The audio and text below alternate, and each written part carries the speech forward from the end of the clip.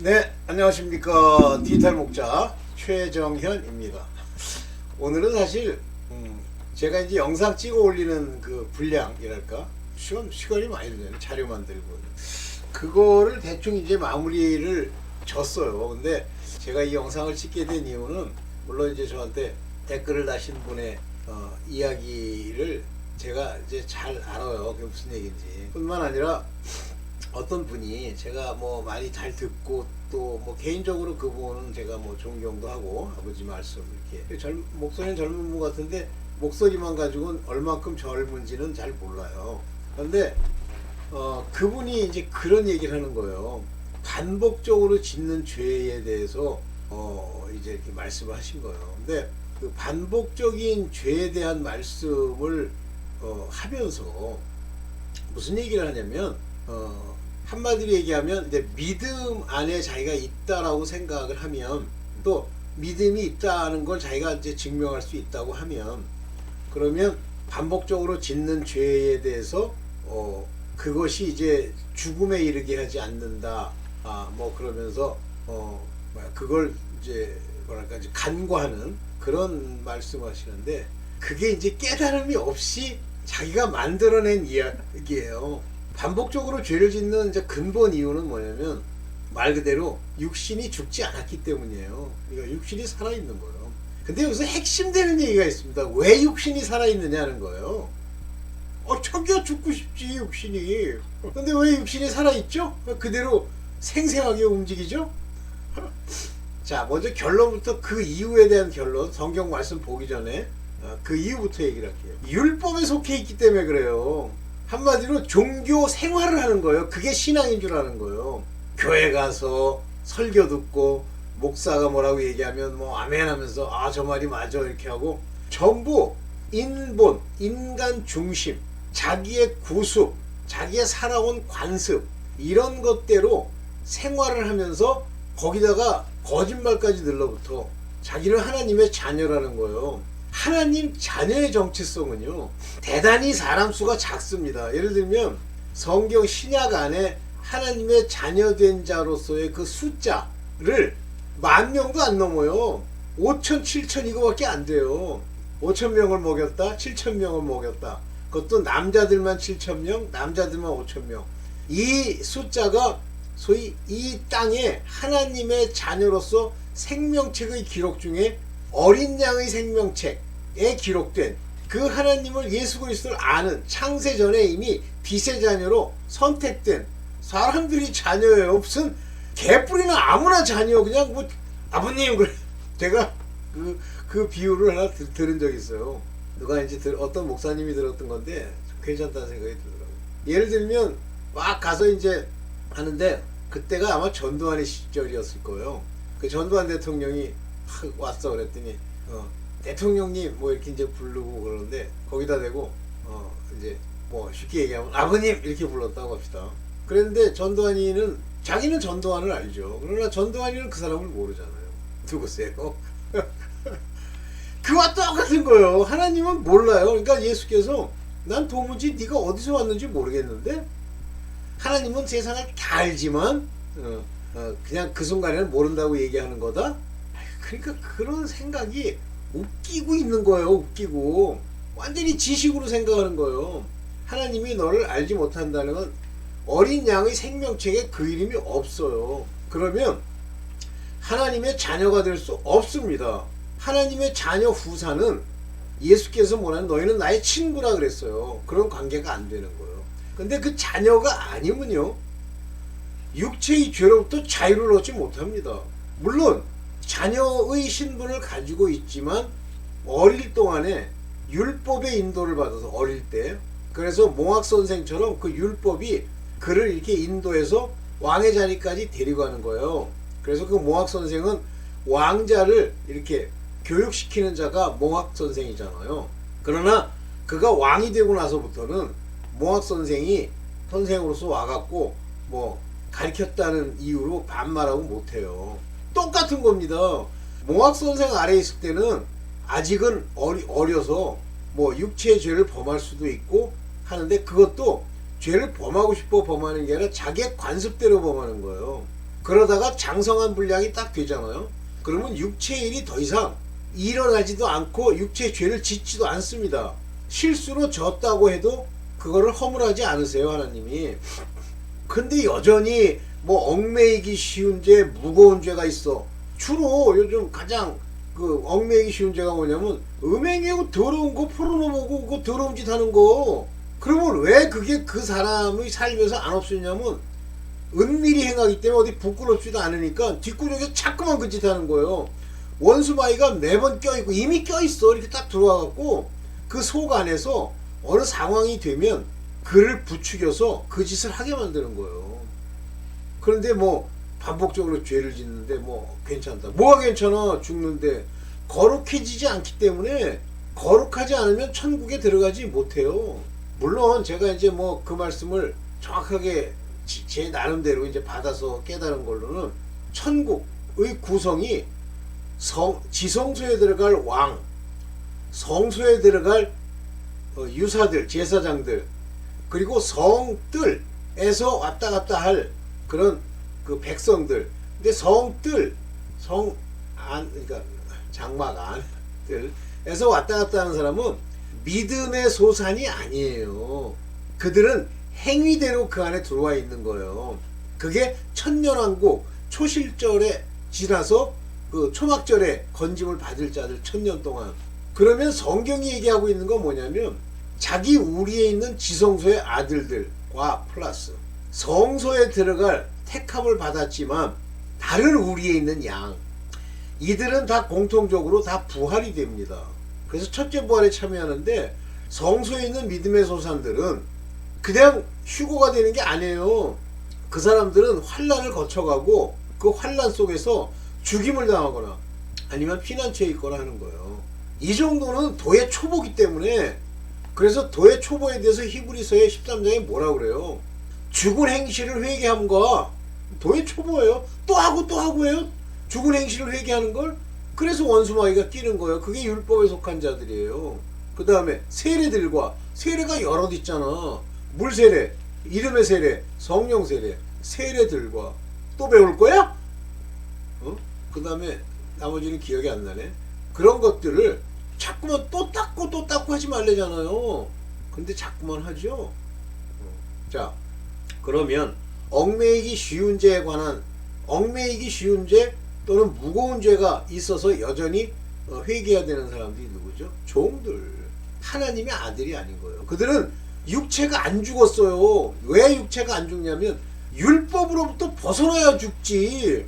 여전히 율법 아래 살면서 뭐 헌금을 드리니 11조를 드리니 뭐 그걸 가지고 뭐 복을 받느니, 그게 전부 교만한 자들이에요. 전부 재물. 하나님께 기도해서 하나님이 마음에 물론 있는 사람들은 이제 나중에 부활이 되겠지만 없는 자들이 형식으로 와가지고 하나님 없어요. 아, 저들은 왜 이렇게 부유하고 저들은 그냥 지혜가 넘치는군. 뭘 하나 해도 그냥 돈벌이를 척척해야 돼. 이따구 소리 한다고 그랬잖아요. 오늘 이제 길게 얘기하지 말고 그 얘기만 얘기를 하면서 이제 가볼게요. 보겠습니다. 이제 말씀을 빨리빨리 요건 볼게요. 보겠습니다. 네. 자, 히브리서 11장 9절. 이 사람들이 다 믿음으로 말미암아 증거는 받았으나 약속을 받지 못하였다. 이게 종들이에요. 약속이 뭐예요? 성령의 약속. 성령의 약속을 받아서 내린 사람들은 아들들이에요. 그러니까 신약 내내 약속의 성령이 오셨다, 성령의 약속, 이 얘기는 다 하나님의 후사 아들들에 관한 이야기입니다. 새 예루살렘에서 왕처럼 있을 사람들. 증거를 받지 못했어. 종들이에요. 근데 이런 사람들은 이는 하나님이 우리를 위하여 더 좋은 것을 예비하셨은즉, 우리가 누구냐면 아들들, 여기 택함을 입은 자들을 위해 더 좋은 것이 예비되어 있어요. 왕으로서의 일, 새 예루살렘으로서의 일이 준비되어 있단 말이에요. 예비되어 있다는, provide, 준비되어 있단 말이에요. 근데 우리가 아니면, 바로 이 아들들이 아니면 저희로, 이 종들로 온전함을 이루지 못하게 하니까 끊임없이 육체의 죄를 짓는 거예요. 저희들은. 그러니까 이들의 정체성이 육체의 죄를 짓는데, 그분들 중에 육체의 죄로부터 자유한다, 완전히 자유할 수는 없지만 회개해서 아버지의 말씀으로 이제 이기는 자가 됐다. 그러면 종이지만 이제 천국에 가는 게 보장되어 있는 거죠. 이렇게 되어 있는 거예요. 그러니까 should not be made perfect. 완전하게 될 수가 없단 말이에요. 그 아들들이 없으면. 그런데 뭐 교회 목사도 아들이 아니고 교회 목사도 죄 짓는 자, 뒷구녕에서 엉뚱한 짓 하는 자인데 거기에 살 사람이 어딨어. 만약에 그 교회 안에 하나님의 아들급이 있다 그러면 못 다녀요. 괴로워서. 이러므로 우리에게 구름같이 둘러싼 허다한 증인이 있으니 무수히 많은 증인들이 있단 말이에요. 죽었던, 그 옛날에 죽었던 모든 무거운 것과 얽매이기 쉬운 죄를 벗어버리고 인내로서 우리 앞에 당한 경주를 경주하며. 무거운 것이 뭐예요? 항상 그의 삶에 그 윗대부터 내려와 가지고 아주 그냥 떡을 치고 있는 죄. 얽매이기 쉬운 죄는 뭐예요? 너무 가볍게 생각하는 죄. 이걸 벗어버리라고 그러잖아요. 그리고 참음으로, 인내함으로 이 경주를 끝까지 맞추려고 경주하란 말이에요. 우리 앞에 놓여있는 그 레이스를, 이게 여기야, patient, 이 인내를 가지고 let us run, 달리게 해라 이거예요. 그래서 이게 벗어버리고, 그런데 벗어버려지느냐라는 겁니다. 볼게요. 믿음의 주에 온전케 하시는 이 예수를 바라보자. 저는 그 앞에 있는 즐거움 위에 십자가를 참았어. 그러니까 너희의 본이 주 예수 그리스도, 즉 너희 믿음의 주가 그분이면 하나님 우편보좌에 앉았는데 이걸 바라보고 너희가 피곤하거나 낙심치 않아야 돼. 왜냐하면 예수 그리스도께서 죄인들을 거역한 일을 참으신 자를 생각하라. 뭐 막 열내는 사람의 그런 죄도 있겠죠. 그러니까 그런 잡다한 죄들, 뭐 음행뿐만 아니라 꺽하면 막 열받아서 막 욕하고 못 참고 하는 것도 다 참어라. 여기 보세요. 너희가 죄와 싸우되 아직 피 흘리기까지는 대항치 아니하였고. 여기 보세요. 피 흘리기까지 리지스터란 말이에요. 저항하란 말이에요. 그럼 뭐예요? 피 흘린다는 건. 온갖 고통이 다 있을지라도 against sin. 죄를 대항해서 싸워야 되는데 대충 조금 하다가 그냥 뭐 포르노 그림 하나 나오면 때로록 달려가지고 더러운 짓 하고, 그게 피 흘리기까지 싸우는 거야? 그러나 중요한 거, 그것 때문에 졌어도 또 일어나서 참고 또 가는 거예요. 언제까지? 이길 때까지. 피 흘리기까지는 대항치 아니하고. 누구랑 싸웠어. 근데 막 열이 받아가지고 그랬어. 그럼 열 내는 게 당신 안에 있는 거야. 얽매이기 쉬운 게 무거운 죄예요. 그럼 싸웠으면 즉시 사과하고 모든 거 배상하고 싸움질하면서, 그게 이제 전부 징계를 이제 손해보는 거예요. 그게 죄와 싸우는 겁니다. 피 흘리기까지. 전부 무엇이 죄를 짓게 해요? 지체가 죄를 짓게 하잖아. 저는 그런 분도 봤어요. 어떤 목사인데 자꾸만 그렇게 음욕이 올라오고 그러니까 자기 성기를 잘라버렸어. 남자 목사인데. 그런데 주의할 게 있어요. 그 지체가 잘렸다고 해서 그 음행의 죄를 안 짓는 게 아니라 마음으로 져요. 근데 몰라, 이제 그분은 뭐 그 정도 각오니까 뭐 피 흘리기까지 싸우니까 이기겠지만 뭐 저는 개인적으로 참 존경스럽더라고. 훌륭한 분이시죠. 또 아들들에게 권한 것 같이 권면하신 말씀을 잊었도가. 이 아들들도 그렇게 몽학선생 아래서 아직도 두 마음을 품거나 이러면 하나님께서 이 권면하시면서 징계를 주세요. 내 아들아 주의 징계하심을 경히 여기지 마라. 어려움이 오는 거예요. 막 싸웠다 그러면 그 아들급의 사람이 육체의 지체로 싸워서 멱살을 잡았다. 그러면 그 징계가 옵니다. 세상의 법에도 징계를 받고요. 그게 하나님의 꾸지람이에요. 그렇지만 낙심치 말고 또 싸워야 돼. 언제까지? 이길 때까지. 그래서 주께서 그 사랑하시는 자를 징계하신다는 게 받으시는 아들마다 아들급도 이와 같이 채찍질 하신다는 겁니다. 그러면 언제까지 싸워야 돼? 끝까지. 뭐 믿습니다. 내가 하나님 아들급이야. 딱 끝. 이게 아니에요. 마음의 법이 하나님의 법을 즐거워해도 육체의 또 다른 법이 있대잖아. 근데 그 육체의 또 다른 법이라고 하는 건 율법이 기회를 타서 육체로 범죄케 하는 거예요. 그나마 깨달으니까 다행이지. 그럼 깨달으면 그건 하나님의 아들이거나 종이거나 그래요. 끝까지 가서 아버지 앞에 회개하고 말씀을 받고 구해야 돼요.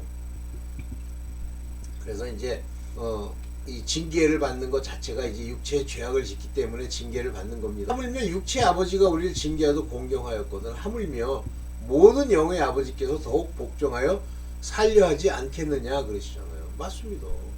그러니까 오케이. 히브리서 그래서 12장 2절에 보면 잠시 자기의 뜻대로 우리를 징계하셨어요. 하나님이 우리의 유익을 위해 징계하셨는데 뭘 위해서? 거룩함을 위해서.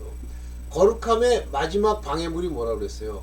모든 음란을 버리고 그랬잖아요. 음란함이 거룩함의 방해물이에요. 그걸 버리고 완전히 거룩해지면 그는 천국 가는 거예요. 그게 거룩해지지 않으면요 천국 못 들어가요. 몰라 이제 그렇게 해가지고 살아가지고 천년왕국에 들어갈 수도 있지. 그때부터는 죽질 않아요. 오늘 여기요. 그래서 피곤한 손과 연약한 무릎을 일으켜 세우고 이 육신의 이런 연약함을 일으켜 세워.